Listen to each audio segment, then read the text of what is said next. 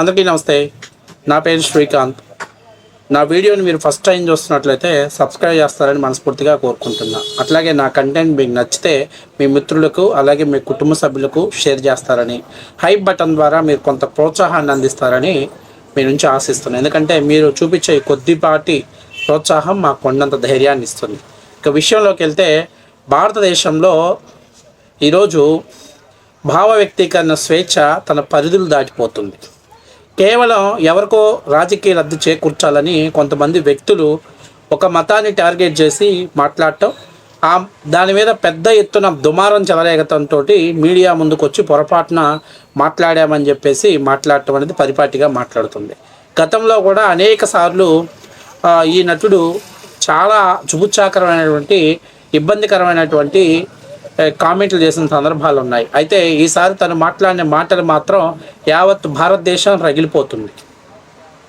ఏంటి ఏదేనంటే, ఏదో ఒక ఇంటర్వ్యూలో అంటే ఛానల్ ఇంటర్వ్యూలో మాట్లాడుతూ నటుడు ప్రకాష్ రాజు రాముడు వలస కూలి అని, ఉత్తరాది నుంచి దక్షిణాదికి వలస వచ్చినటువంటి వలస కూలి అంటూ నోరు జారాడు. అంతేకాకుండా ఏవో పళ్ళ కోసం జరిగినటువంటి యుద్ధం జరిగిందని, కేవలం డబ్బులు జిఎస్టీతో కలిపి $2,000 అంటూ ఆ పండ్లకు చెల్లించాలని అడగడంతో వాళ్ళిద్దరి మధ్య, అంటే రాముడు రావణుడి మధ్య ఆ వైఫల్యం చెందుతుంటూ వాళ్ళిద్దరి మధ్య యుద్ధం జరిగిందంటూ అవహేళనగా మాట్లాడాడు. అయితే ఒక చిన్న విషయం ఏంటంటే, సెంట్రల్లో బీజేపీ ఉండొచ్చు, ఇంకో చోట ఎవరైనా ఉండొచ్చు, నేను ఇతను మాట్లాడిన దానికి నేను తప్పు పట్టట్లా.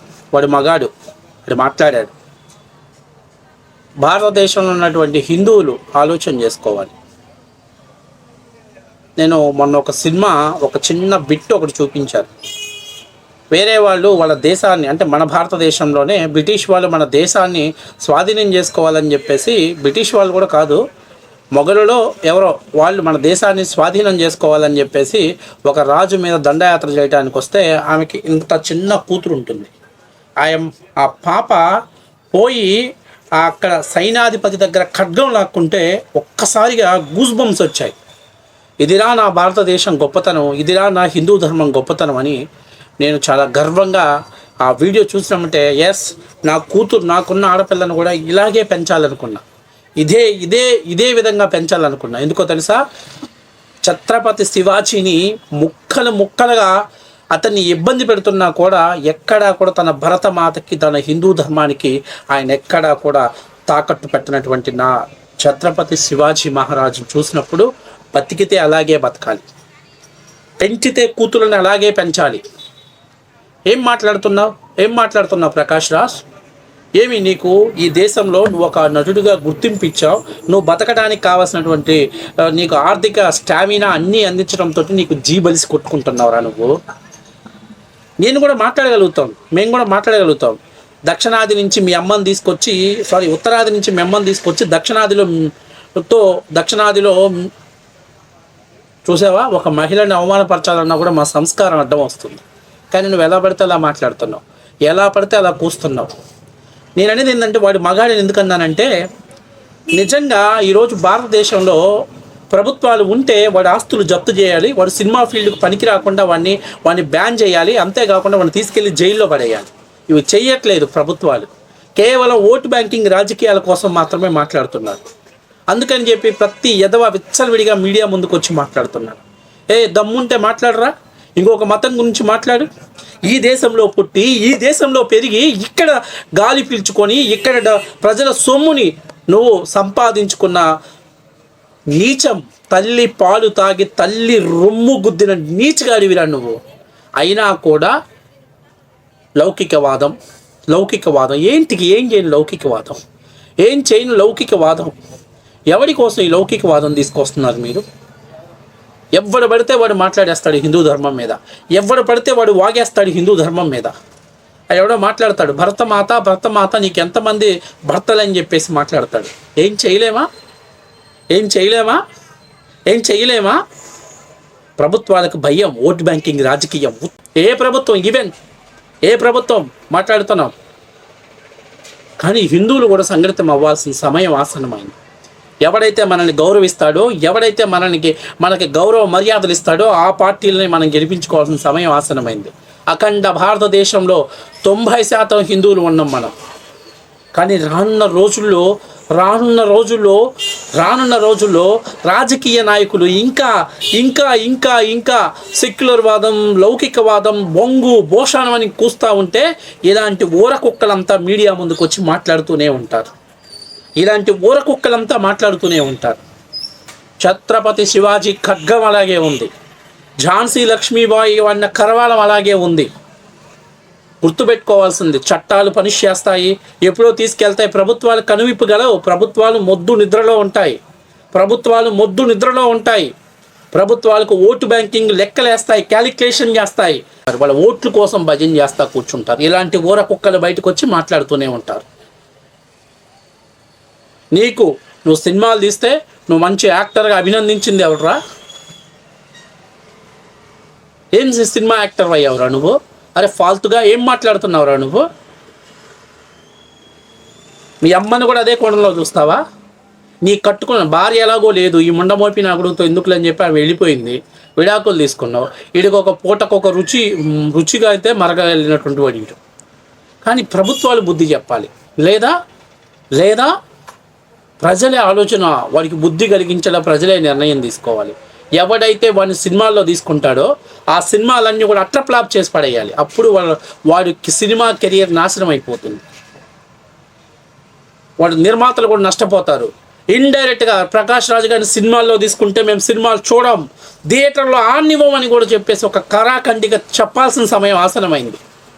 ఏమనంటే చాలామంది కళాకారులు బాధపడిపోతారు. ఎవరు తీసుకోమన్నాడు ఈ లుచ్చా నా కొడుకుని సినిమాల్లోకి?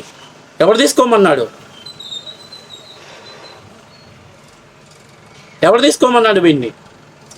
1-2 సినిమాలు బ్యాన్ చేయండి. నది రోడ్డు మీద వాడు దేవాలయాల కాడికి వచ్చి ఊడుస్తూ క్షమాపణ చెప్పాలి. అది చెప్పించడం అంటే ఈరోజు ప్రతి హిందువు ఆలోచన చేసుకోవాలి. ఏం మాట్లాడుతున్నారు? ప్రభుత్వాలు ఓటు బ్యాంకింగ్ రాజకీయాలలో మత్తులో మునిగిపోతున్నాయి. ప్రభుత్వాలు హిందూ దేవాలయాల్లో వస్తున్నటువంటి ఆదాయాలను తీసుకెళ్ళి మేము వాళ్ళకి చేస్తాం, వీళ్ళకి పంచుతాం. మీకు ఓట్లు కావాలి. దానికోసం ఎంతకైనా దిగజారుతారు. ఇలాంటి ఊర కుక్కలు బజారుకు ఒకడు వచ్చి మొరుగుతూ ఉంటాడు. ఇక ఏం చేయాలి? రేపటి తరాలలో మా బిడ్డల్ని మేము సంరక్షించుకోవాలంటే మా పిల్లల్ని ఒక్కొక్క ఆడపిల్లని ఒక ఝాన్సీ లక్ష్మీబాయిలో తీర్చిదిద్దాల్సిన సమయం ఆసన్నమైంది. ఒక్కొక్క కుర్రాన్ని ఒక్కొక్క ఛత్రపతి శివాజీలాగా మలచాల్సిన సమయం ఆసన్నమైంది.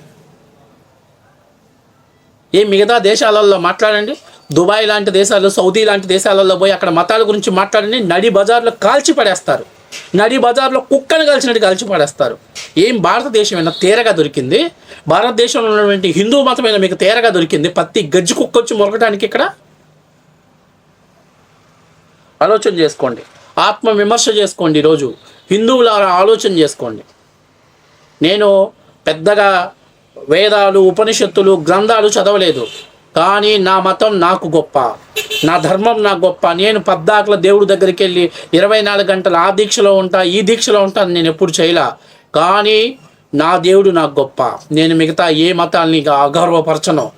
నా మతం, నా దేవుడు జోలికి వచ్చినా, నా మతం జోలికి వచ్చినా, నా ఆచార వ్యవహారాల జోలికి వచ్చినా ఖచ్చితంగా ప్రతి హిందువు ఒక సింహమై గర్జించాల్సిన సమయం ఆసనమైంది. పాలకులకు కూడా వెన్నులో వణుకు పుట్టాలి. అలా పుట్టాలంటే మనం ఐక్యం అవ్వాలి. చలో, ఏం మాట్లాడతావురా ప్రకాష్ రాజ్? అన్నం తింటున్నావా, లేకపోతే భారతీయ హిందువులు వదిలినటువంటి అశుద్ధాన్ని తింటున్నావరా? మా చెమటని దారబోస్తే నువ్వు ఏసీలో కూర్చొని తిరుగుతున్నావు. పెద్ద ఆర్టిస్టు అయితే పెద్ద గొప్ప ఏంటి? సెలబ్రిటీ అయితే ఏది పడితే అది మాట్లాడతావా? కూతురు వయసున్న దాన్ని సంసారాన్ని కోరుకున్న సన్నాసి నా కొడక, నీకు విలువల వ్యక్తిత్వాల గురించి ఏం తెలుసురా? నీకు లోఫర్ నా కొడక. కానీ ఆంధ్రప్రదేశ్ ప్రజలే కావచ్చు, దక్షిణాది రాష్ట్ర ప్రజలు కావచ్చు, మీరు ఆలోచన చేసుకోండి. ఈరోజు తమిళనాడులో ఎన్నికలు జరుగుతున్నాయి. అక్కడ ఉన్నటువంటి ఎన్నికల కోసం ఇలాంటి కుక్కలు బయటకు వచ్చి మొరుగుతున్నాయి. కేంద్ర ప్రభుత్వాలు కూడా ఆలోచన చేసుకోవాలి. మీరు కేవలం హిందువుల్ని ఓటు బ్యాంకింగ్గా చూసుకోవటం కాదు. మీకు దమ్ము ధైర్యం ఉంటే వాడిని అరెస్ట్ చేయండి, వాడి ఆస్తులు జప్తు చేయండి, వాడు సినిమా పరిశ్రమలో ఇంకొకసారి మాట్లాడండి, ఈసారి చెయ్యండి. ఇంకొకటి ఎవడన్నా హిందూ మతం గురించి మాట్లాడగలిగే దమ్ము ధైర్యం ఉందేమో మాట్లాడదాం. ఇంకొకటి ఎవడన్నా మాట్లాడతాడేమో చూస్తాం. లేదు మేము సిస్టమ్ ఫెయిల్ అయిందంటే సిస్టమ్ ఫెయిల్ అయితే ప్రజలే విప్లవాన్ని స్టార్ట్ చేస్తారు, గుర్తుపెట్టుకోండి. ఆ రోజు ప్రజలు బయటకు వచ్చి విప్లవం చేస్తే ఆ రోజు మళ్ళీ మేము చట్టబద్ధతల్ని శాంతి భద్రతల్ని కాపాడాలి బొంగు భోషానం మాటలు చెప్పకండి. అది గుర్తుపెట్టుకోవాలి, ఎవడైనా గుర్తుపెట్టుకోవాలి. మేమెవరి జోలికి పోం, కానీ మా జోలికి, మా మతం జోలికి, మా దేవుడి జోలికి వస్తే మాత్రం ఊరుకునేటువంటి వ్యక్తులం కాదు. మాకు కులాలు ముఖ్యం కాదు. మేము ఏ కులాన్ని దూషించాం, ఏ మతాన్ని మేము దూషించాం. కానీ అదే అలుసుగా చేసుకొని మా మతం గురించి, మా దేవుళ్ళ గురించి మాట్లాడితే మాత్రం ఖచ్చితంగా ప్రతి ఇంటి నుంచి ఒక ఛత్రపతి శివాజీ బయలుదేరతాడు, గుర్తుపెట్టుకోవాలి. ప్రతి ఇంటి మహిళ ఒక ఝాన్సీ లక్ష్మీబాయితో కరవాలంతో రులిపించడానికి సిద్ధంగా ఉన్నారు, గుర్తుపెట్టుకోండి. వాక్ స్వతంత్రం ఎంతవరకు? 1947 మనకు స్వాతంత్రం రాకముందు హిందూ ధర్మం కోసం, హిందూ దేవాలయాల కోసం ఎంతోమంది ధారపోసి రక్తాన్ని ధారపోసారు. మీకు చిన్న ఉదాహరణ చెప్తా. ఈరోజు చాలా దేశాలలో ఈజిప్ట్ సంస్కృతి నాశనమైంది, అమెరికన్ సంస్కృతి నాశనమైంది. కానీ ఈ దేశం మీద అనేక మంది మొఘలులు, పర్షియలు ఒకరి తర్వాత ఒకరు ఈ దేశం మీద, ఆంగ్లేయులు, పోర్చుగీసులు ఒకరి తర్వాత ఒకరు ఈ దేశం మీద దాడి చేసి ఈ దేశ దేవాలయాలను ధ్వంసం చేసి ఆస్తులు తీసుకెళ్ళలేకపోయారు. ఆస్తులు మాత్రమే తీసుకెళ్ళిపోయారు, కానీ ఇక్కడ సంపదని మాత్రమే తీసుకెళ్లారు. కానీ ఈ దేశంలో ఉన్నటువంటి ఆచార వ్యవహారాన్ని ఇంచ కూడా కదిలించలేకపోయారు. అది ఈ దేశం మా గడ్డ మీద ఉన్నటువంటి గొప్పతనం. కానీ ఈరోజు స్వాతంత్రం వచ్చిన తర్వాత ప్రతి లుచ్చాగాడు, ప్రతి వెధవ ఇదిగో వాక్ స్వతంత్రం పేరుతోటి ఇలా చిల్లర వాగుడు వాగుతున్నాడు, ఇలాంటి చిల్లర మాటలు మాట్లాడుతున్నాడు. Be careful. ప్రకాష్ రాజు బయటకు వచ్చి క్షమాపణ చెప్పాడు కదని వదిలేయటం కాదు. ఇంకొకటి ఎవడు కూడా దేవుడి గురించి మాట్లాడకుండా సెక్యులరిజం పేరుతోటి చెత్త వాగుడు వాక్కుండా వాడి నోరు మూయించాల్సిన బాధ్యత కేంద్ర రాష్ట్ర ప్రభుత్వాల చేతుల్లో ఉంది. మీరు ఫెయిల్ అయితే మాత్రం ఖచ్చితంగా రానున్న రోజుల్లో ఖచ్చితంగా దాని తీవ్ర పరిణామాలు కూడా మీరు ఎదుర్కొంటారు, గుర్తుపెట్టుకోవాలి. ఏ ప్రభుత్వాలైనా ఒకటే, డోంట్ కేర్, ఎవరికేం ఇబ్బంది లేదు.